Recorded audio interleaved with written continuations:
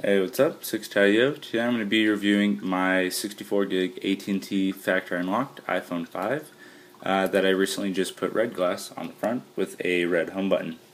Now this is the exact same iPhone I've been using, and I'm only making this video because some of you have actually requested it, that once I actually end up putting front red glass on my iPhone, that I upload a video of it. So here it is. So anyway, what I ended up doing is going on eBay and finding a shattered, cracked front assembly for an iPhone 5, which I was lucky enough to win a bid at about 23 bucks. It was about $5 shipping, so $28. And I got a display just like this one, of course with the frame and everything. But after the frame was taken off, this is kind of how this one ended up looking like originally. I removed the glass just by heating it up and then using a knife or a little razor blade just to get the glass off, and clean it up. And then I proceeded to use the UV bonding adhesive that I bought from iRepairMD, and I'll put a link to one of his videos. Probably should show up somewhere around here. And bonded it together, and this is how it turned out. Now, it didn't turn out exactly as I hoped it would. This is my second attempt at doing this, my first successful one. My first attempt, I bought a cracked, shattered assembly off eBay, but that one I ended up winning a bid for about 90 bucks. That was, I think, a month and a half prior. This one I just got in yesterday, and then I just did it last night. And now the reason why I say it didn't turn out as expected, if you look right here, that is underneath the glass. Now everything else looks perfectly fine. There was some scratches on the actual display itself. This is how the display looked after I got it cleaned up. This is from an iPhone 4S. Has some dust on it, but other than that, cleaned up pretty well. Other than there was a bunch of scratches. Some of them were pretty deep, so I kind of worried about it. But after actually fusing the glass to the LCD display, it turned out much better than expected. Yeah, and there is a meme for that, so yeah. But anyway, right here what happened was there was actually two little microscopic air bubbles. My throat's really dry right now, so yeah. So what I tried to do was squeeze them out. But what I ended up doing in turn was squeezing too much of the UV adhesive out. And when I lifted my thumb partially away, that happened. And I couldn't get it back down. I tried to squeeze on it, but if I squeeze too hard, it's going to damage the LCD, which also that ended up happening too. So let's see. I'm gonna try and focus on that. So look right here, and then faintly going down right here, which I recently just noticed. You can see that it's a little bit discolorated right there. And what that is pressure damage. Now that is, I believe it's permanent. I haven't seen any of it fade. I think it actually might have spread a little bit, to be honest. But now I'll just show you the process, I guess. I took pictures and I'll upload them to Twitter as I went. So let's see, here's the original display when I got it. I tested it on another iPhone 5. This is about 5 to 7 minutes later after I heated the glass up, which came off really, really easily. It's not an issue at all to get the iPhone 5 glass off if you're not a dumbass about it. Let's see. That is, when I was testing it, that's me just doing a thumbs up. There's the glass. And yeah, so fully working, touch fully works. This is the exact same display. Yeah. See, and I followed iRepairMD's video. What he did was disassemble the LCD and put the LED light kit, the LED light strips with the cable inside of a secondary bag. So something like this. And I just taped the top of it along with the flex cables right there, and then that way I wouldn't get liquid stuck in there and have to clean all that out, and then possibly break the LED strip that actually lights it up. That is my TV. This is after cleaning all the UV adhesive, the original UV adhesive that was on there off. There's actually a thin film strip that you just tear off, and yeah, came off perfectly fine, and it looked perfectly fine underneath there. Now right there was a very, very deep gash in the display, and a slightly deep gash right there, and that I will be addressing as well. That's kind of an issue too. This is during the bonding process. Now, what I actually used instead of a UV curing lamp, I actually used just my desk lamp right here, just held it like that. And then from those little pressure things, like right there, is putting pressure onto it. This part was curing just fine, but this part had a little bit of an issue. I was holding it just like this, and putting pressure behind the display, and that's what caused those little pressure marks. But yeah, that's during the curing process, and that is after it was fully cured and tested. And you can see the little shit right there. Anyway, see, is that it? Oh yeah, that's after I put it on my iPhone. Yeah, turned out pretty good.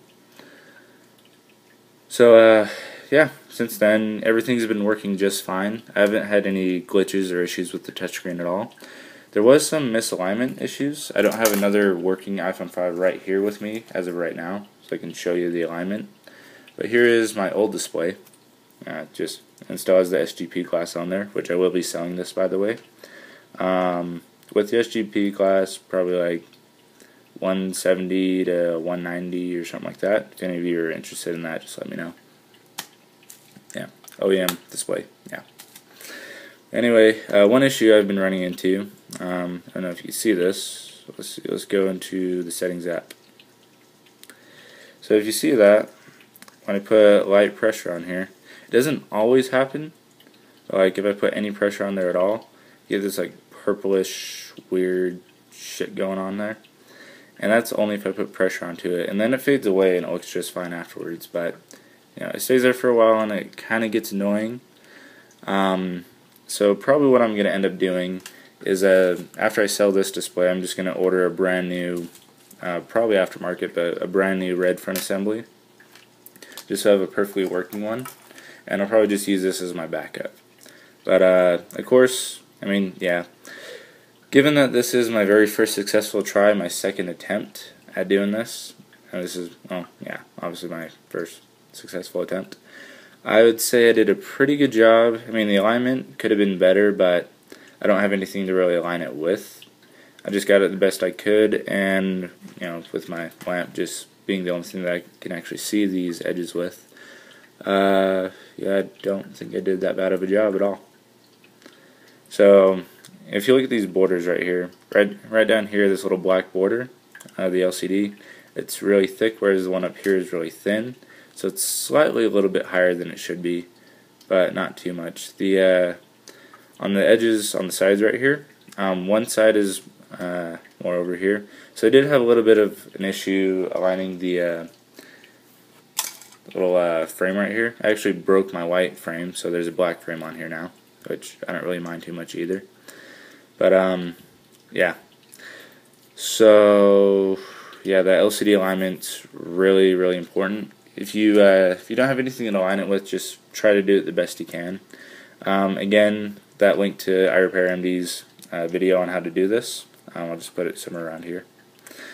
But yeah, you just want to be really careful when you do this, because I mean, yeah, I got this one for about $23, $5 shipping, but they're usually not that cheap. I mean, you're lucky to get one for $50 if you can.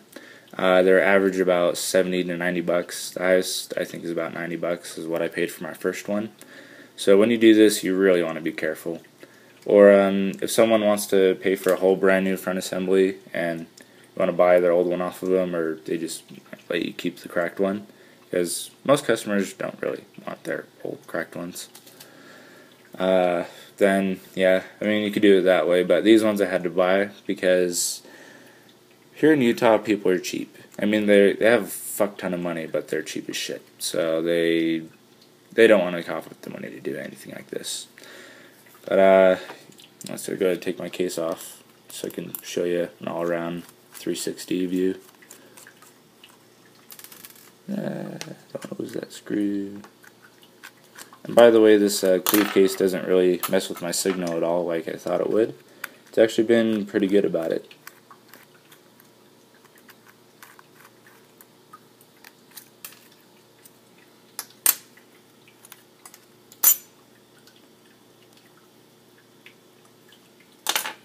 So I got a lot of smudges on there, just from the screen protector that's on there. Yeah.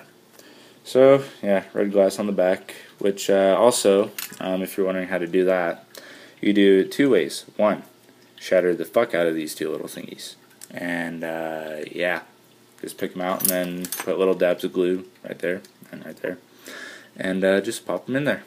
You just want to make sure you get all these little things in there too, because your mic, your flash, and your camera lens, very important, very important.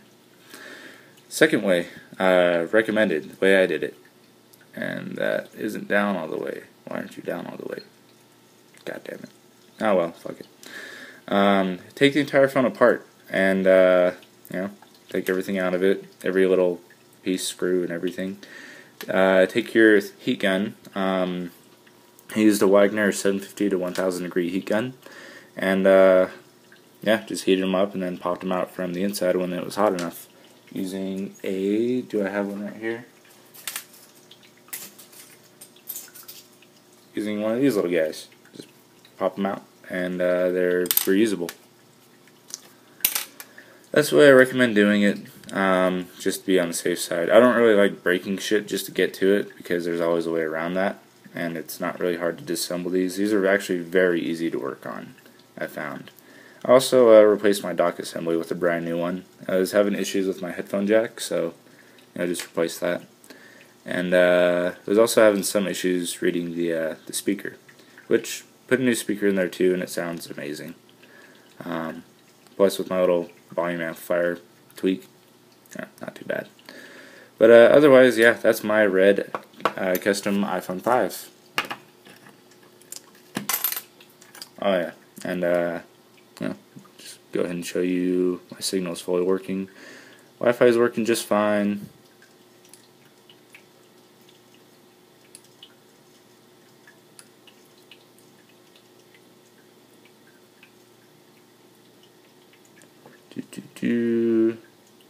I'm able to get 4G pretty good. Got 4 bars, which is about pretty average where I'm at. I'm right between two areas to get full 5-bar coverage, and kind of sucks, but got to deal with it. Hopefully by the end of this month it'll be LTE coverage. But yeah, so touchscreen fully works, no issues there whatsoever. Yeah.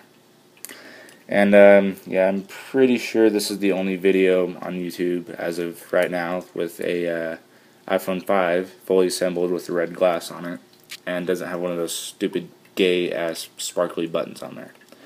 It's really annoying. I don't know why people do that. It doesn't look good, it looks shitty, and yeah, it looks pretty gay.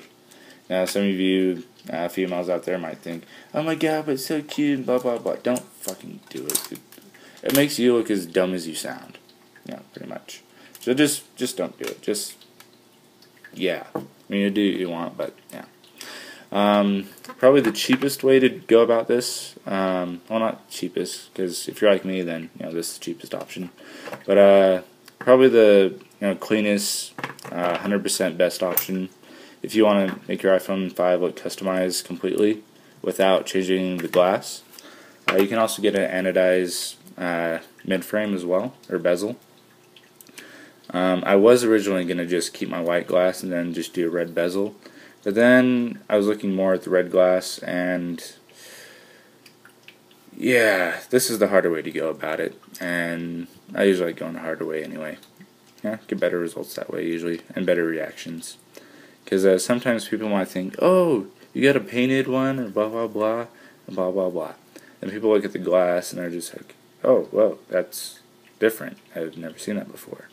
And plus with the case on there, if I had this case on there and I had an anodized bezel, all you'd see is the back, and that would just look like it's a case on its own, when this is just a bumper.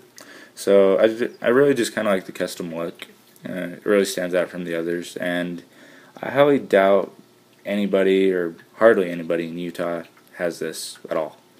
So yeah, that is my custom 64 gig At&t factory unlocked iPhone 5. If you like this video at all, if you have any questions, comments, or anything like that, put them in the box below. And with that being said, comment, rate, subscribe, follow me on Twitter at 6tally0. Again, I will be selling this one for between $170 and $190 with the SGP glass TR Slim and the little metal home button to go with it. Yeah. But yeah, end of the video. Hope you liked it. So yeah.